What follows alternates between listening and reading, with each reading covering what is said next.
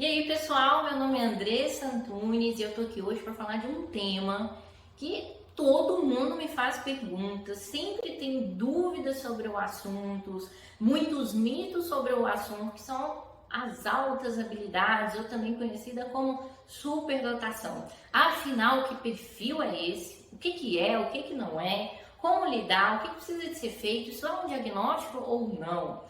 Então hoje eu vou falar sobre esse assunto, mas antes de começar, eu quero pedir o seu like. Então se você curtir esse vídeo, curta aqui também no YouTube e se inscreva no nosso canal. A gente está começando esse projeto de vídeos aqui no YouTube recentemente, então quanto mais feedback a gente tiver, deixe seu comentário também, mais o algoritmo do YouTube vai entender que isso é um conteúdo legal e vai entregar para mais pessoas. Então, curte aí. Mas agora voltando sobre altas habilidades, eu vou passar por vários tópicos com vocês. O primeiro ponto que eu quero trazer sobre altas habilidades é que isso não é um diagnóstico, como outros transtornos. Por exemplo, existe o diagnóstico de deficiência intelectual, de TDAH, né, que é o transtorno de déficit de atenção e hiperatividade, de autismo. Esses transtornos têm um CID, tem um código específico para eles e existem diversos critérios para você entender esses perfis. Altas habilidades não é um transtorno, então tomem muito cuidado com isso, porque nos últimos tempos eu vejo o perfil de altas habilidades tomando uma roupagem de diagnóstico. Então, quando eu falo isso, eu quero dizer que não existem critérios estabelecidos, bem definidos e consistentes. É controverso o entendimento desse perfil dentro da ciência. Cada referência vai caracterizar o perfil de altas habilidades de uma forma. O entendimento das altas habilidades vai depender muito do referencial que você adota para caracterizar, tá? Então a gente entende altas habilidades como um perfil cognitivo, ou seja, um perfil de habilidades que é difícil de ser definido rapidamente, que muitas vezes a gente precisa de tempo, precisa de ver o desenvolvimento da pessoa e especialmente a gente precisa de ver o que a pessoa vai fazer com essa habilidade dela, o que ela vai produzir, onde ela vai se destacar, se vai ser uma excepcionalidade ou não. Quando eu falo de não ser um diagnóstico, é também com o cuidado de não começar a associar as altas habilidades com tudo. Então eu vejo muitas pessoas que às vezes demoram para procurar um psiquiatra, um neurologista, porque justifica o perfil em relação às altas habilidades. Ah, ele é mais rígido, ele tem dificuldade de socialização, porque nas altas habilidades as pessoas frequentemente têm esse perfil. Não, gente, a gente tem que ter toda a cautela para entender aquilo que vai além do perfil cognitivo. Não estou dizendo que do ponto de vista científico não tem associações das altas habilidades com certos traços de personalidade, certas características de comportamento. Não, tem sim, não vou aprofundar tanto nesse ponto, mas a gente não pode negligenciar, às vezes, um sofrimento maior da pessoa, uma dificuldade por associar tudo com altas habilidades. Antes de entrar e caracterizar mais as altas habilidades, eu quero começar lá atrás. A gente tem ali os principais relatos históricos sobre a investigação do perfil de altas habilidades. Então, desde o século XIX, que há uma busca maior no entendimento dos talentos e das excepcionalidades. Mas foi com o surgimento dos testes de inteligência, que foi mais ou menos em 1920, especialmente com o teste na Stanford Binet, que é o marco histórico. Foi a partir daí que a gente começou a associar talentos e excepcionalidades com a habilidade intelectual. Então, a partir desses testes, começou a mensurar e a medir a capacidade intelectual e a diferenciar as pessoas que performavam melhor e que aquilo tinha uma relação direta com os destaques escolares.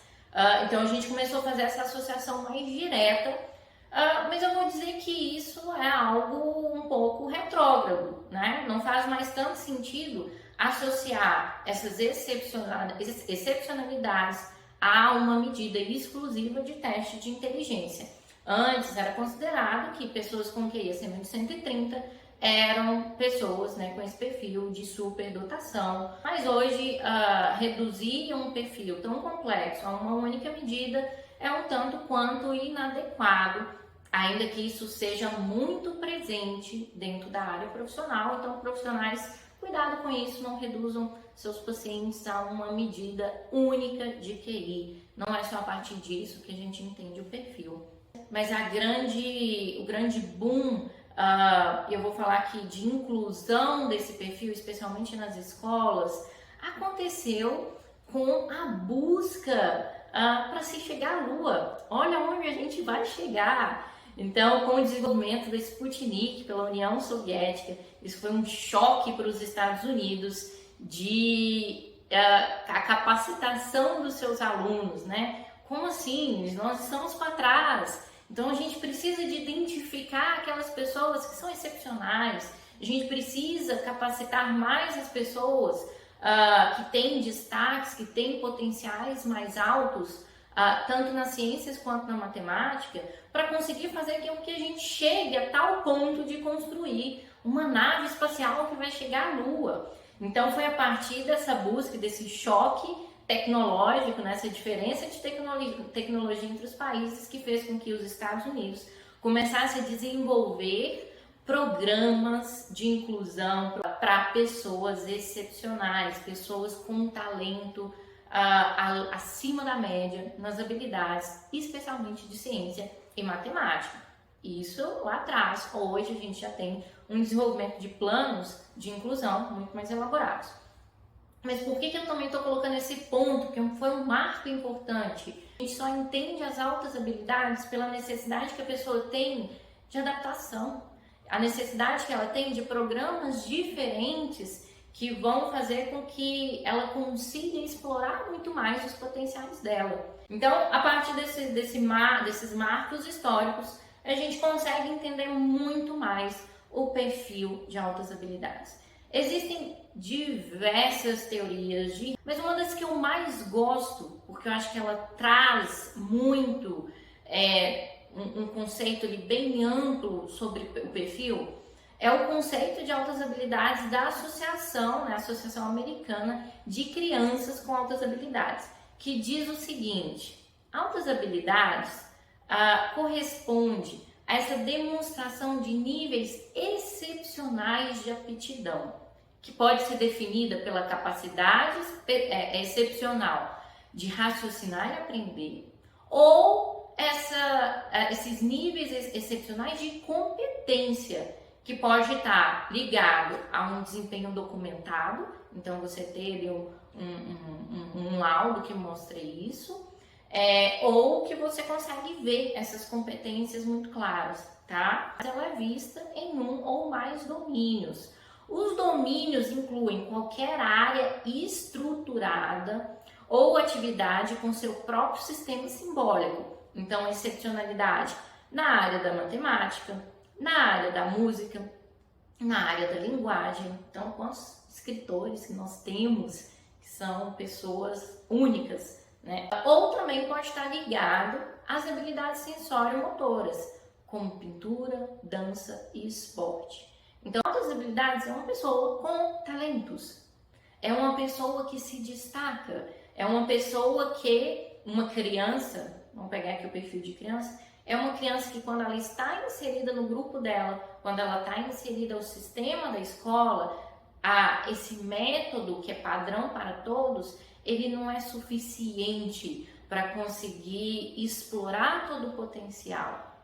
Esse é o grande ponto, tá? Aqui no Brasil, o conceito que a gente tem de altas habilidades, que eu também acho bem interessante, é aí que vai dar base também para toda a inclusão escolar, é o conceito do MEC, que considera que pessoas com superdotação ou altas habilidades apresentam notáveis desempenhos ou elevada potencialidade em qualquer dos seguintes aspectos: capacidade intelectual geral, aptidão acadêmica, pensamento criador produtivo, capacidade de liderança, talento especial para artes visuais, dramáticas e músicas, ou capacidade psicomotora. As altas habilidades, ela é marcada por um autodidatismo.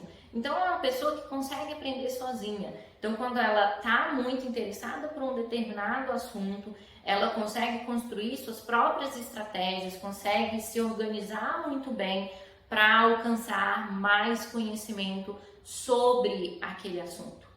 A criatividade, o sair da caixinha, né, assim, o pensar de forma diferente, também são características associadas a esse perfil, tá? São pessoas que aprendem numa velocidade muito grande, que memorizam rapidamente e muitas vezes muitas vezes não, na maioria das vezes, elas necessitam de pouca repetição para gravar uma determinada informação. E essas características são as características que mais impactam a adaptação, especialmente de crianças e adolescentes. Porque pensa uma pessoa que aprende mais rapidamente, memoriza muito mais, faz links, conexões muito maiores entre os assuntos e precisam de menos repetição. Pensa essa pessoa dentro da escola. A escola ela tem como característica pensar num método que é focado na maioria, para que a maioria consiga aprender. Esse método ele tem a característica da repetição muito marcada, você precisa ficar voltando nos assuntos para auxiliar e mediar a conexão de informações para os alunos.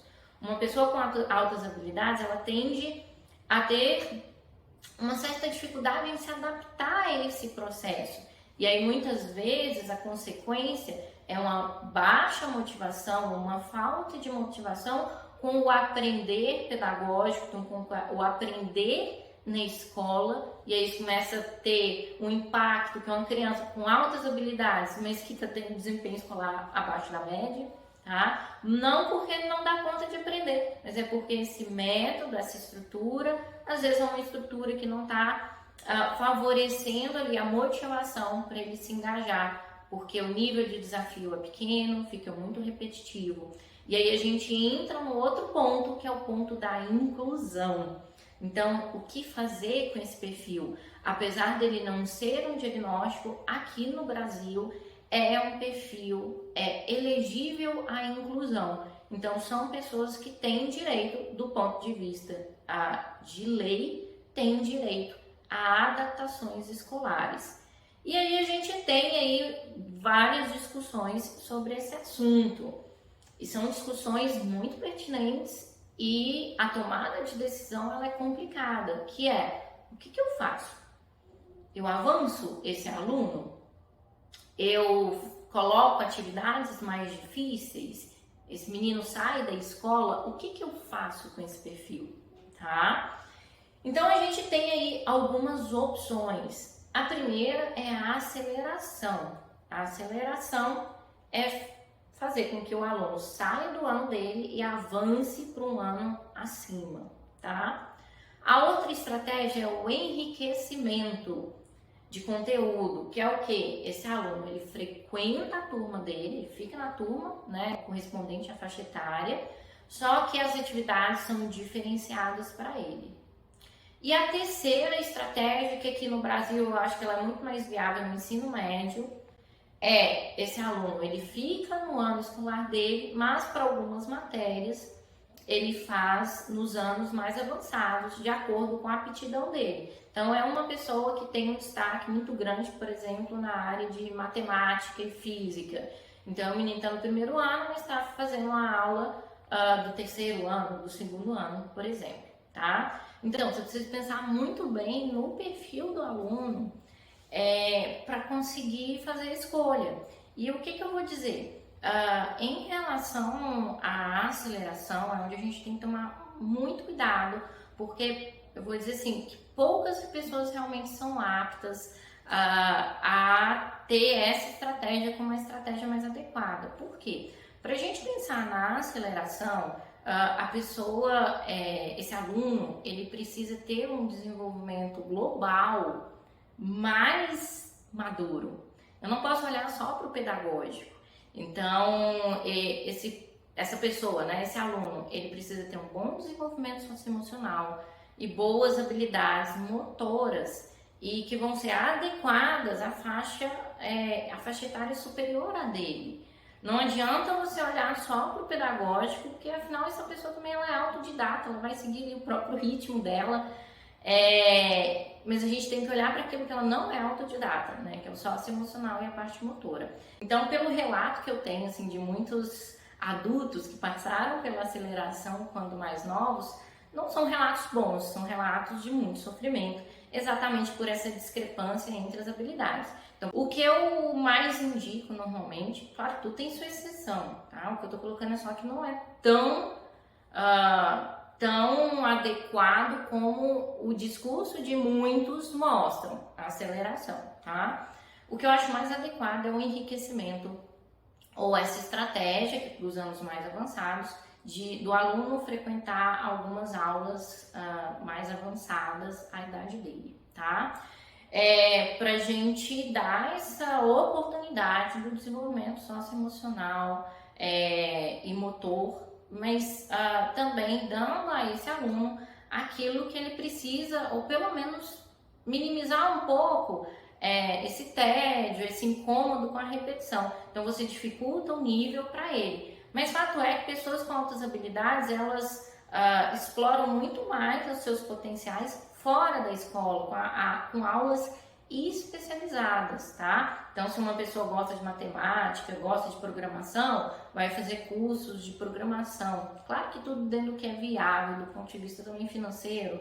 Se uma pessoa ela tem um destaque maior na literatura, ela vai ali aperfeiçoar suas habilidades de escrita fora do contexto escolar. Nessa somatória de atividades extra-classe com a escola, com um olhar um pouco mais diferenciado ao aluno, que faz com que a gente chegue no ponto de inclusão mais adequado. Mas a inclusão ela é muito importante e é a partir dela que a gente tem esse claro entendimento do perfil de altas habilidades. Eu sou uma profissional que trabalha com diagnóstico, trabalha com entendimento do perfil, e sempre que eu tenho dúvidas sobre esse perfil de altas habilidades, o que eu converso com os pais é exatamente sobre inclusão, né? Então a gente vai entender se seu filho, sua filha tem altas habilidades, se ao longo dos anos ele precisar de um olhar diferenciado da escola, se a escola não suprir toda a necessidade, todo o potencial dele e ele precisa de sair e explorar em outras atividades essas habilidades. Então, se a gente vê esse movimento, né, ao longo do tempo, aí sim a gente está entendendo que aquele perfil é um perfil de altas habilidades, tá? Bem, gente, não dá pra gente abarcar todos os tópicos aqui nesse vídeo, mas eu queria trazer essa visão mais geral para vocês e também responder, eu acho que as principais dúvidas que eu recebo. Então é isso e até a próxima!